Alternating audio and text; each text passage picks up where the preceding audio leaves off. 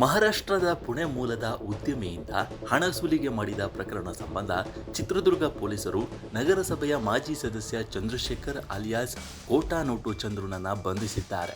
ಈತನಿಗೆ ಸಾಥ್ ನೀಡಿದ್ದ ಮಂಗಳೂರು ಮೂಲದ ಕುಖ್ಯಾತ ವಂಚಕ ರೋಷನ್ ಸಾಲ್ಡಾನಾ ಎಂಬಾತನನ್ನು ವಶಕ್ಕೆ ಪಡೆಯಲಾಗಿದ್ದು, ಆರೋಪಿ ಚಂದ್ರನಿಗೆ ಸಂಬಂಧಿತ ಬ್ಯಾಂಕ್ ಅಕೌಂಟ್ನಲ್ಲಿದ್ದ 50 ಲಕ್ಷ ರೂಪಾಯಿ ಹಣವನ್ನು ಫ್ರೀಸ್ ಮಾಡಲಾಗಿದೆ.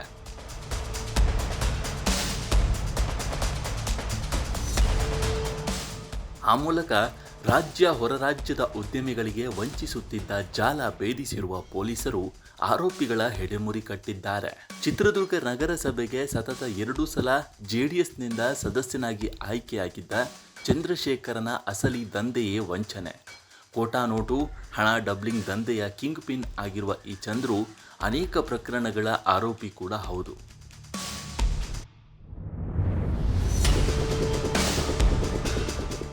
ಇದೇ ವಿಚಾರವಾಗಿ ಅನೇಕ ಸಲ ಜೈಲಿಗೆ ಹೋಗಿ ಬಂದರೂ ಈತ ತನ್ನ ಕರಾಳ ದಂಧೆಯನ್ನು ಮಾತ್ರ ಬಿಟ್ಟಿರಲಿಲ್ಲ. ಇದೀಗ ಹೊಸ ರೀತಿಯ ವಂಚನೆಗೆ ಮುಂದಾಗಿದ್ದ ಆರೋಪಿ ಕಡಿಮೆ ಬಡ್ಡಿ ದರದಲ್ಲಿ ಕೋಟಿಗಟ್ಟಲೆ ಹಣ ಸಾಲ ನೀಡುವುದಾಗಿ ನಂಬಿಸಿ ಉದ್ಯಮಿಗಳನ್ನು ಬುಟ್ಟಿಗೆ ಬೀಳಿಸುತ್ತಿದ್ದ.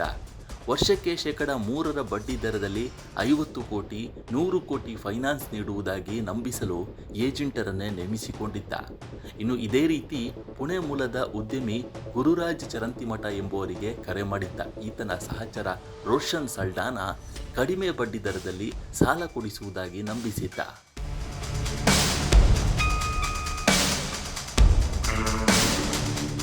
$52 ಕೋಟಿ ಫೈನಾನ್ಸ್ ಮಾಡಲು ಕಾಗದ ಪತ್ರ ಮತ್ತು ಭದ್ರತೆಗಾಗಿ 75 ಲಕ್ಷಕ್ಕೆ ಡಿಮ್ಯಾಂಡ್ ಮಾಡಿದ್ದ. ಅದರಂತೆ 50 ಲಕ್ಷ ರೂಪಾಯಿಯನ್ನು RTGS ಮೂಲಕ ಗುರುರಾಜ್ ನೀಡಿದ್ದರು. ಬಳಿಕ 25 ಲಕ್ಷ ರೂಪಾಯಿ ನಗದು ನೀಡಲೆಂದು ಆಗಮಿಸಿದವರನ್ನು ಚಿತ್ರದುರ್ಗದ ಕೋಟೆ ರಸ್ತೆಯಲ್ಲಿರುವ ಚಂದ್ರಶೇಖರ್ ಮನೆಗೆ ಕರೆಸಿಕೊಳ್ಳಲಾಗಿತ್ತು. ಅಲ್ಲಿ ಚಾಕು ತೋರಿಸಿ ಬೆದರಿಸಿದ್ದ ಆರೋಪಿಗಳು ಹಣ ಕಿತ್ತುಕೊಂಡು ಕಳುಹಿಸಿದ್ದರು.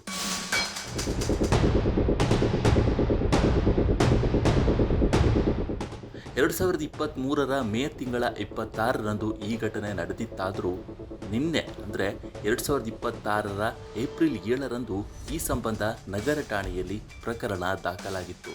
ಇದೀಗ ಚಿತ್ರದುರ್ಗ ಪೊಲೀಸರು ನಗರಸಭೆಯ ಮಾಜಿ ಸದಸ್ಯ ಚಂದ್ರಶೇಖರ್ ಮತ್ತು ಆತನ ಸಹಚರನನ್ನು ಬಂಧಿಸಿದ್ದಾರೆ.